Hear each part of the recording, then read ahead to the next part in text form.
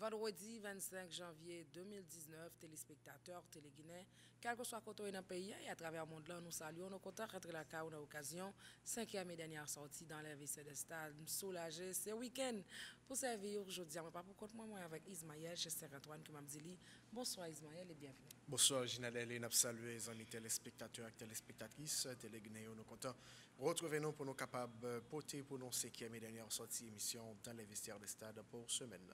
Point n'a développé avec, ou pas bon ici, n'a pas la première journée, deuxième édition championnat interuniversitaire de basketball ASDH a organisé. Équipe IHECEA a gagné une ASMO 62-51. N'a pas le tour de camp de détection de FC Taureau, cap animé par GPS pour tout le monde qui fait 2003 à 2008 pendant 3 jours. C'est pour ça que nous avons nous développer avant, nous avons la première pause, nous avons tourné après. Téléguinée dans les vestiaires des stades. Téléguinée dans tout vestiaire, dans tout stade.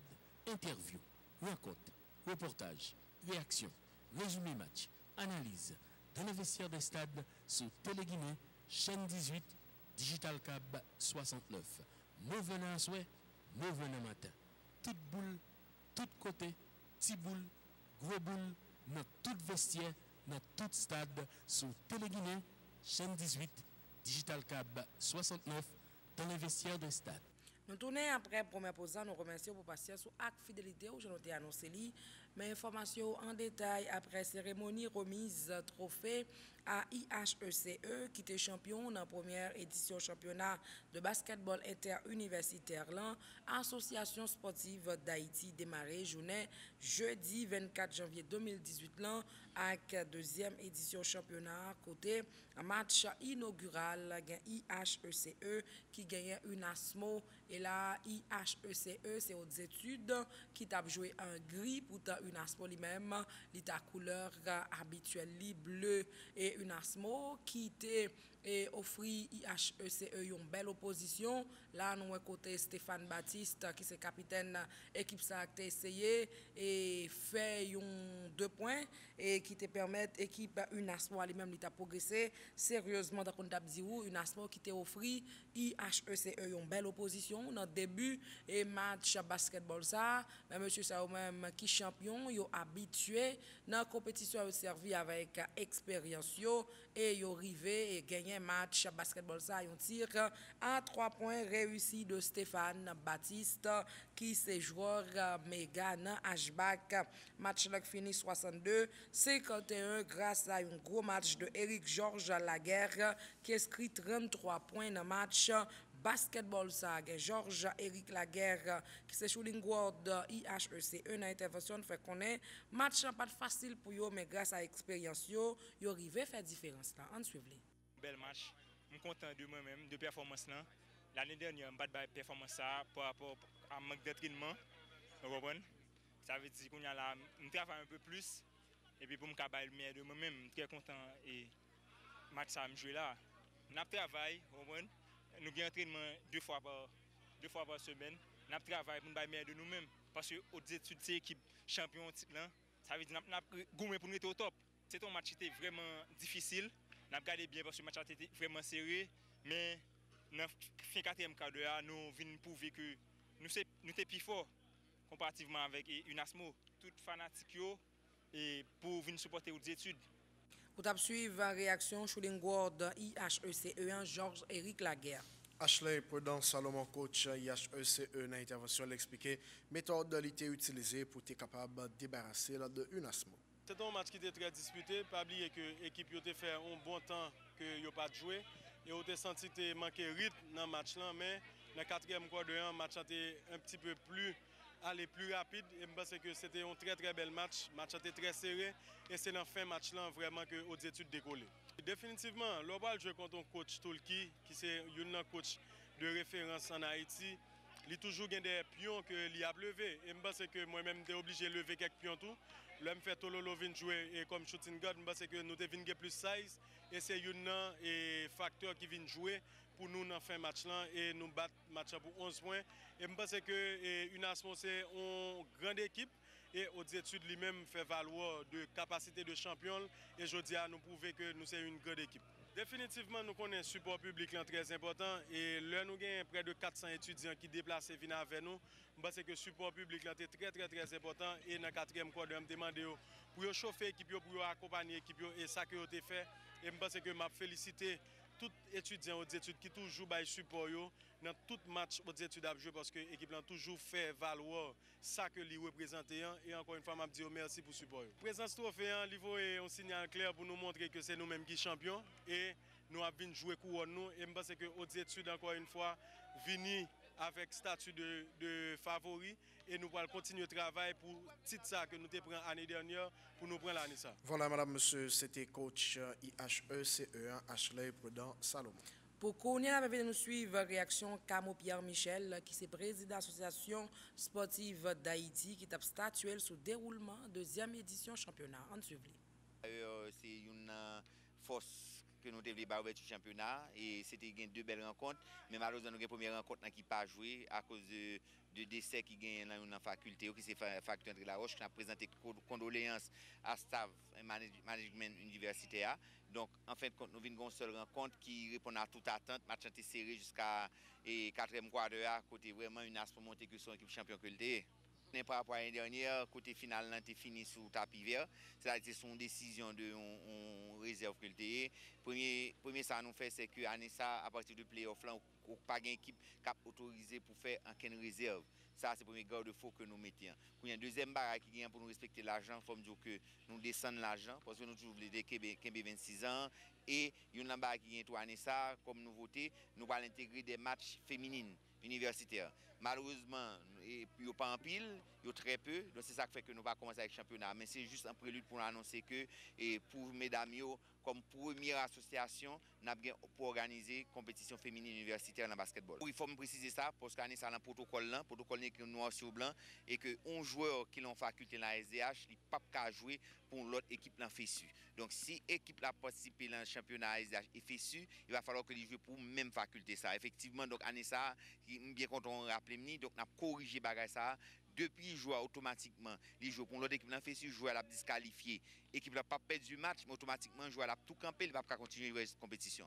Donc, la deuxième journée, c'est une très belle journée que la pied parce que nous avons André Laroche et qui va jouer face à Le Compte. Et puis, comme deuxième rencontre, nous avons une nation qui va jouer face à Kiskia. Rencontre, c'est chaque jeudi, régulièrement, à partir de 2h45, là, dans la CSRT1, que rencontre est jouée. Vous avez suivi la réaction président ASDH, Camo Pierre Michel. On n'a pas quitté basketball universitaire. Maintenant, on a parlé de détection au niveau football à travers une conférence de presse mercredi 23 janvier 2019 dans le local A-Track route de l'aéroport. Responsable FC Toroyo présenté à la presse et à public sportif. Là, il y a une délégation de Fondation GPS qui sortit dans le pays États-Unis dans l'idée pour capable réaliser un camp de détection de 3 jours pour tout le monde qui fait dans l'année 2003 à 2008. On a précisé détection ça possible grâce à un accord de partenariat d'une durée de 3 ans entre GPS et FC Toro. FC Toro, nous connaissons vraiment qui c'est une école de football qui souvent participe dans des compétitions à l'étranger, vraiment un cas de détection et maillot ça qui sont différentes personnalités originales veut dire quelque chose. C'est oui. maillot et Bayern Munich, nous comprenons et bien qui ça veut dire. Bon, tout à fait, c'est partenariat qui a essayé établi un peu partout à travers le monde, genre de clubs ça toujours et il y a des clubs dans le pays côté où vous affiliés qui a travaillé chercher meilleur talent pour capable bailler formation sous place si ça mérité pour prendre yo venir dans centre de formation si son club en Allemagne, en Angleterre, en Italie, venir dans centre de formation, venir poursuivre formation. Patrick Bonnefil, PDG FC Toro, dans la déclaration, a évoqué raison qui expliquait présence coach étranger Yonan. Profitez parler de relations FC Toro avec la Fédération haïtienne de football. Au premier soccer qui sorti Massachusetts avec coach Bayern de Munich et GPS, Fondation GPS et avec Steve qui kembe tout programme ça ensemble. L'idée c'est que semaine ça nous gagnons un événement assez particulier et spécial, c'est que pendant 5 jours nous pourrons ça que nous surnommons séminaire sur le développement du football et promotion du football. C'est que nous allons adresser jeunes, nous allons faire stage avec jeunes de 2008 à 2001, à partir de jeudi à mercredi jusqu'à vendredi. Nous allons adresser parents pour tout ce qui a à voir avec opportunités, bourses scolaires et autres. Et grand événement, c'est pour le samedi, côté que United Soccer Coaches, qui c'est une association d'entraîneurs la plus grande dans le monde, et à ce qu'il paraît, qui pour rentrer eux-mêmes tout vendredi pour faire un séminaire et une clinique avec coach à travers les pays. Donc, nous invitons 60. Il y a beaucoup plus qui te répondent présents, qui sont là, mais qui peuvent assister sous stand. Mais nous avons 60 coachs avec eux sous terrain. Nous avons d'excellentes relations. D'ailleurs, aujourd'hui même, nous recevons les filles, je pense que c'est U13, U12, U11, et nous avons 4 filles à la fédération. Donc, pas trop longtemps de ça, j'ai parlé au président qui a accordé la permission à ce que ces filles puissent participer dans ce programme aujourd'hui. Donc, nous avons de très bonnes relations. Sans la Fondation GPS, tout ce que nous sommes en train de faire là n'aurait pas sa place. Pourquoi? Parce que la Fondation GPS, à travers Steve, ils ont comme objectif, ils visent le social. Ça veut dire que leurs programmes, et que nous sommes en train de mettre sur place, ce sont des programmes alimentaires et programmes d'éducation scolaire du genre. Donc c'est ça la force de cette affiliation. Mais pour répondre directement à la question, c'est que pour le moment, c'est un contrat de minimum de 3 ans. Voilà, madame, monsieur, c'était intervention PDG FC Torouan, Patrick Bonnefil.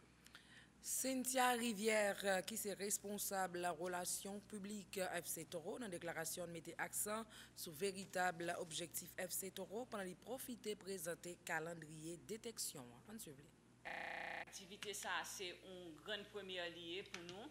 Et séminaire de promotion du football haïtien que nous avons fait en collaboration avec FC Bayern, GPS, Fondation GPS et United Soccer Coaches.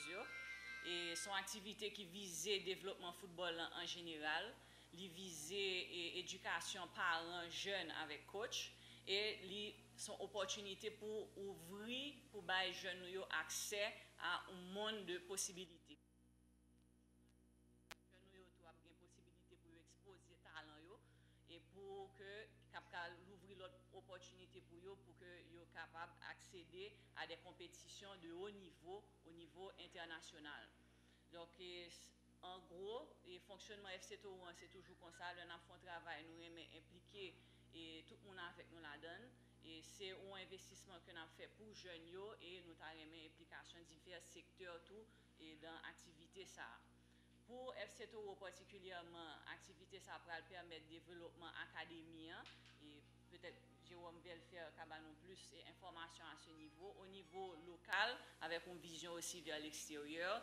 Et aussi, c'est une opportunité pour nous bailler l'autre joueur qui n'a pas fait partie de FC Toro, possibilité pour eux avoir accès à l'opportunité que le partenariat FC Toro gagne avec GPS et FC Bayern et Fondation GPS là, nous capables d'offrir à l'autre jeune.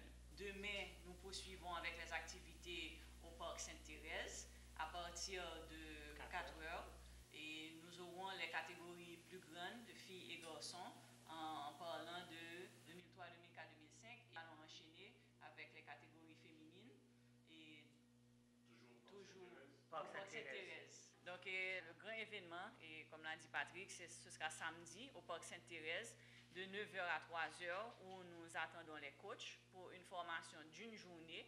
Et 60 coachs ont déjà été identifiés, c'était la limite et pour cette fois. Nous offrons la possibilité aux autres coachs qui n'ont pas pu être retenus parmi les 60 d'assister à partir des gradins. Et cette activité va leur permettre d'avoir un diplôme et dans le domaine du football, un certificat.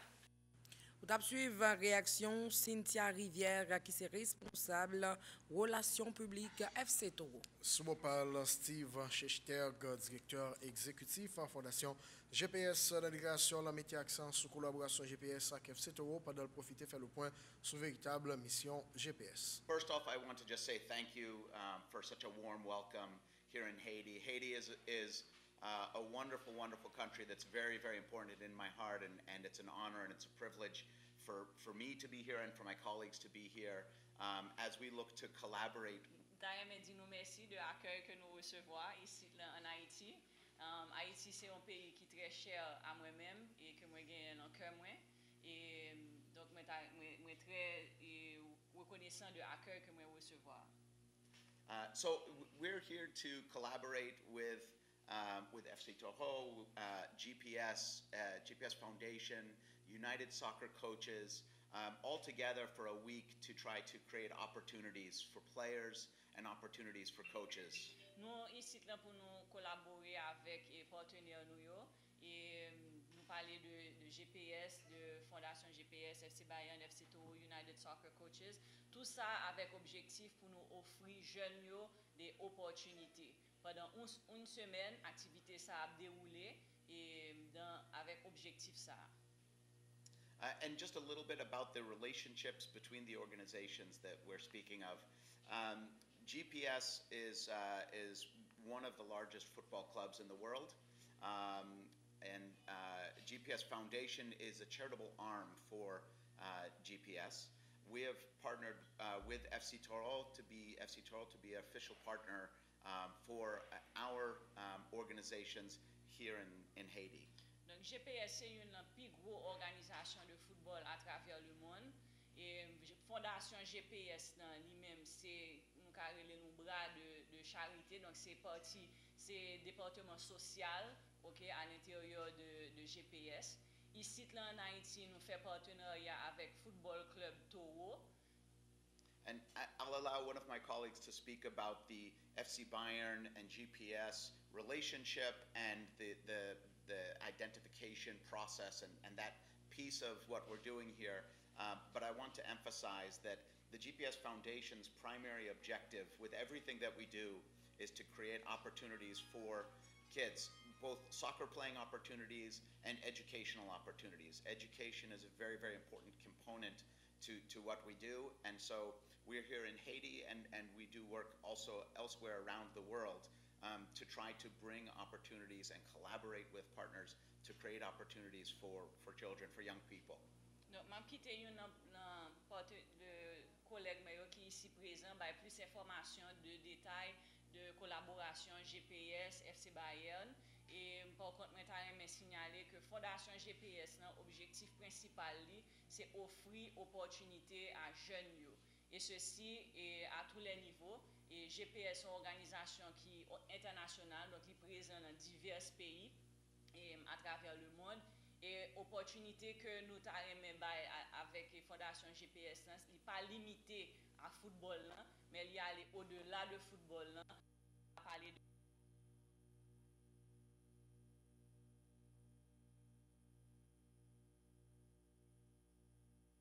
Voilà, madame, monsieur, c'était intervention directeur exécutif Fondation GPS, là, Steve Schechter. Tommaso Trevisan, qui est directeur général GPS International, en déclaration mettait accent sur l'hospitalité peuple haïtien pendant le profiter de parler de différentes opportunités qu'il voulait offrir à jeunes. On suivait. Like hospitality has been fantastic so far, and we look forward to the next 3 days. Nous sommes très contents ici, l'hospitalité est merveilleuse jusqu'à présent et nous sommes très excités, nous sommes très enthousiastes de prochains 3 jours qui vont dérouler. GPS has been empowered by FC Bayern to look in North America and Caribbean for players at U11 and U12 for identification purposes. Okay, sous demande FC Bayern, GPS était motivé pour aller chercher au niveau de Caraïbes et des joueurs de catégorie U12 et U13 pour l'identification à partir de stage. The best player from this event in Haiti will travel to USA for a camp where FC Bayern coaches will identify players to go to Munich in 2019 and 2020. Donc, le principe là, c'est que meilleur joueur qui identifie à travers l'activité qu'a fait ici dans la semaine, ça a bien possibilité pour voyager, pour participer à des camps aux États-Unis. Et côté que coach FC Bayern yo à présent et est capable d'identifier les meilleurs joueurs pour l'autre opportunité pour aller en Europe. And as GPS, we would like to offer a lot of other opportunities to Asian players. We participate in some of the most exciting tournaments in the world during the summer in Northern Ireland, Spain, Sweden, USA. Ok, en tant que GPS, nous avons même les joueurs nous en pilote opportunité. Nous participons à des tournois très intéressants à travers le monde, tels que l'Espagne, Sweden, et la Suède, et l'Irlande, et l'Angleterre aussi. Donc, nous avons offert l'opportunité à jeunes. And as Steve said, education is very, very important for us. So we would like also to offer pathway for 18 and older years old kids to US college placement and also like international academies in Europe. Donc, Jean collaboratif dit là, ok, éducation sont composants qui est très important pour nous et nous avons bail opportunité à joueurs et accès à collège et à des possibilités de bourse et d'études vers les États-Unis. Et l'Europe. Last thing, with the support of the Foundation FC Toro, we would like again to give Asian players access to a very wide range of opportunities from 11 years old to 25 years old. Donc, à travers collaboration avec FC Toro et Fondation GPS, nous avons des joueurs et opportunités très importantes dans toutes les tranches d'âge, donc de 11 ans à 25 ans. Vous avez suivi la réaction du directeur général GPS International, là, Tommaso Trevisan. Pendant la conférence de presse, il y a plusieurs grandes personnalités qui prennent la parole. C'est le cas de Pedro Erivo, qui c'est papa Zachary Erivo. L'intervention plaide en faveur d'un meilleur encadrement pour jeunes. On a ouvert ces détections aux autres académies. L'objectif, c'est de faire profiter à un maximum de joueurs haïtiens de la vision du football des joueurs qui viennent, enfin des coachs qui viennent de l'étranger, avec un encadrement qui peut être différent. Carrément, depuis jeune, comment ces gens ont débuté en Timoun. Je pense que c'est peut-être ça que FC Toro avec Foundation, avec Bayern Munich là, prend petit joueur à l'âge de 11 ans, 10 ans, puis ont commencé avec depuis le début, avant de coacher.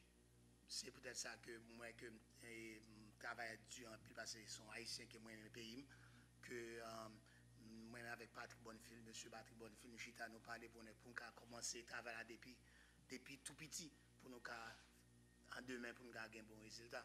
Voilà, madame, monsieur, c'était Pedro Erivo, papa Zachary Erivo, pour un peu le monde, certainement. Et peut-être qui compte des noms qui va habituer avec elle, c'est jeune footballeur haïtien, ça qui fait dans le pays Japon, qui a joué aux États-Unis, qui habitué à jouer pour sélection nationale. C'est papa qui t'a parlé là, Pedro Erivo.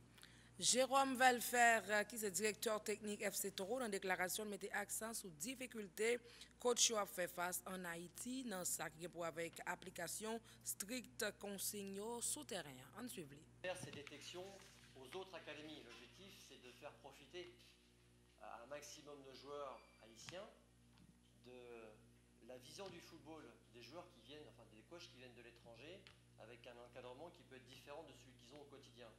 Parce qu'un coach peut juger un joueur intéressant, d'autres veulent le trouver moyen, donc c'est important de se mettre autour d'une table, en l'occurrence on sera tous autour du terrain, pour avoir un point de vue différent.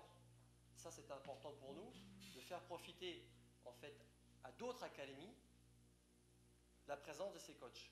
Ça veut dire que la semaine dernière on a ouvert l'académie du FC Toro, en l'espace de 4 jours on a vu 400 joueurs, 190 joueurs 2001-2002, et 210 joueurs 2003-2004. Nous avons retenu donc 4 joueurs 2001, 6 joueurs 2002, 6 joueurs 2003 et 8 joueurs 2004, ce qui fait 24 joueurs. Ça veut dire qu'aujourd'hui, dans les 160 joueurs qu'on va présenter des 2008 à 2003, il y a 24 joueurs qui sont issus d'autres académies autour de Port-au-Prince. Après, si on pense qu'ils peuvent intégrer l'académie de FC Toro parce qu'ils ont des qualités, on se mettra en accord avec les coachs de leur académie et les responsables de l'académie pour qu'ils puissent intégrer FC Toro. Voilà, 160 joueurs, garçons plus 60 filles, de 11 à 17 ans également. Et on a un second projet qui verra le lieu, verra le jour dans les prochains mois. Ouais.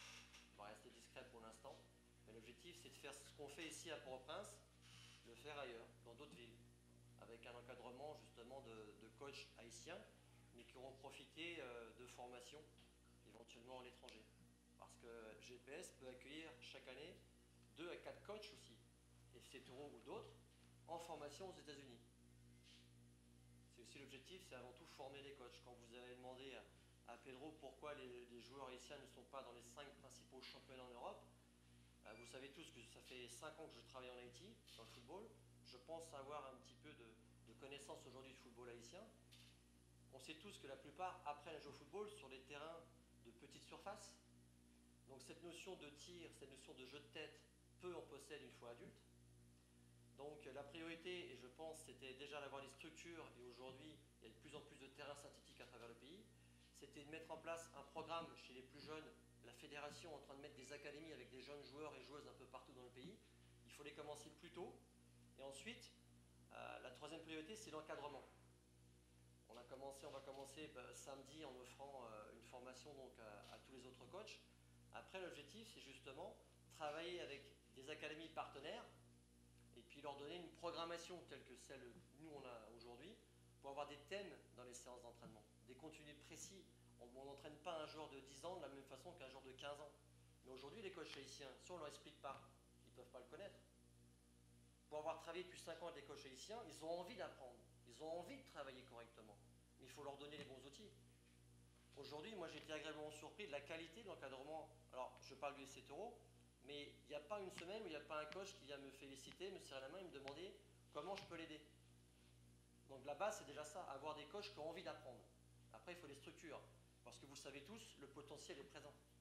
Des joueurs, il y en a beaucoup de qualité. Après, il y a une façon d'enseigner qui permet aux jeunes haïtiens d'être performants dans la Caraïbe, moins en CONCACAF, et évidemment plus du tout au niveau international. Il y a le bagage technique qui est évidemment important, mais aussi la culture tactique. Et la culture tactique, on la développe d'abord par une intelligence de jeu. Et comment ça se travaille? Par l'enseignement déjà scolaire. Nous, on a appris aujourd'hui que la plupart des joueurs qui étaient au FC Toro, tous n'étaient pas scolarisés. Ça a été notre priorité avec Patrick Bonnefield et avec Cynthia, c'est d'aider ces joueurs-là, donc les parents, à scolariser les enfants. Aujourd'hui, on peut dire que tous les gamins, il y a plus de 300 enfants au FC Toro, sont scolarisés régulièrement. Donc, on attend aussi de GPS cette aide-là. Permettre à des joueurs d'aller à l'école pour justement, lorsqu'on part aux États-Unis, vous savez qu'en octobre, il y a 2 joueurs qui sont partis à Boston avec une joueuse. Au mois de décembre, il y a 4 joueurs qui sont partis en Floride. Tous ont été agréablement surpris du niveau des joueurs. Il y a même des coachs d'université qui étaient là, qui ont rencontré Patrick Bonnefield, qui étaient prêts à dire « mais nous, ça nous intéresse de prendre des joueurs haïtiens ». Le problème, c'est combien de joueurs aujourd'hui qui ont 17-18 ans parlent anglais? Très peu, parce que ça fait déjà 1 an ou 2 ans qu'ils sont sortis de l'enseignement.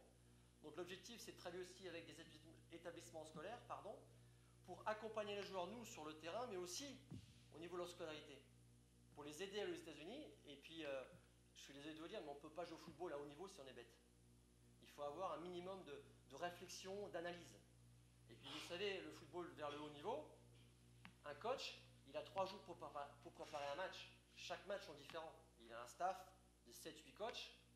Ils analysent les vidéos, ils appellent les coachs, ils disent voilà, les consignes c'est ça, le plan de jeu c'est ça, la position sur les coups de pied arrêtés. Il faut retenir tout ça. Et la difficulté que nous avons tous en Haïti en tant que coach, c'est être capable de faire transférer ce qu'on fait à l'entraînement, un entraînement au match. C'est la grosse difficulté. Parce que malheureusement, ils jouent comme ils savent jouer, pas forcément selon des consignes qui va durer 15-20 minutes. Et notre objectif, c'est ça. C'est avoir des joueurs intelligents en Haïti. Et quand on aura des joueurs de football intelligents, je ne parle pas au niveau de la connaissance, de culture générale, je pas savoir, parce qu'on prend des joueurs africains, ils ont les mêmes qualités que les joueurs en Haïti. Mais la plupart sont arrivés en Europe plus tôt. Et nous, notre difficulté, c'est là. C'est l'éducation qui reste malheureusement une éducation haïtienne. Et il faut arriver à enseigner un maximum de connaissances aux joueurs pour faire des joueurs de football intelligents. Et quand on arrivera à avoir des joueurs de football intelligents, sur le plan sportif, je suis persuadé qu'on aura des joueurs qui signeront des contrats dans les 5. Ou t'as suivi réaction directeur technique FC Toron, Jérôme Velfer Napkapela, avec information locale. Nous allons nous rappeler pour être développé, pour parler de première journée, deuxième édition championnat interuniversitaire de basketball que l'Association sportive d'Haïti a organisé. IHECE lui-même, il gagne une Asmos 62-51. Nous te parlons tout de cas de détection que FC Toro, cap animé par GPS pour Timoun qui fait de 2003 à 2008 pendant 3 jours. C'est un pilote que nous devons développer pour nous. Remercions pour passer sous attention pour te servir aujourd'hui. Moi, avec Ismaël, un week-end, arrêté un week-end. Je dis, c'est vendredi, c'est week-end qui débouche sur carnaval un peu partout. Dans le pays, dans la ville, province, commune, dans tout côté dans le pays, il y a fait carnaval ou même quoi dans carnaval. Si vous conduit pas boire, si vous boire pas conduit par la bouteille, par la pique, pica, gilet, ciseaux pour aller blesser frère ou action. Mon pilot, voyez, je regarde. En forme frère, en forme sœur, on prend plaisir nous parce que si choisir dans bande ça, ou dans jazz ça, ou dans DJ ça, moi vini c'est parce que nous avons même feeling, nous avons même jazz, donc pas de raison. Et pour nous goûter dans jazz que nous aimons, c'est plaisir. Et pour nous mettre les gens qui parlent l'église, aller l'église, elle dit bon Dieu merci pour ce maintenant il faut passer, faire provision pour ce maintenant qui venir, pas oublier prier pour pays. Ismaël, merci, bon week-end. Moi, merci au Ginadel et bon week-end en même temps. Pendant que nous avons remercié les amis téléspectateurs et téléspectatrices téléguinéens qui étaient prêtés notre petit moment ça pour que nous soyons capables d'informer à travers la dernière sortie émission dans les vestiaires des stades. Pour ce maintenant, nous souhaitons passer un excellent week-end en compagnie de Radio Téléguinée. Bye bye tout le monde, à la prochaine.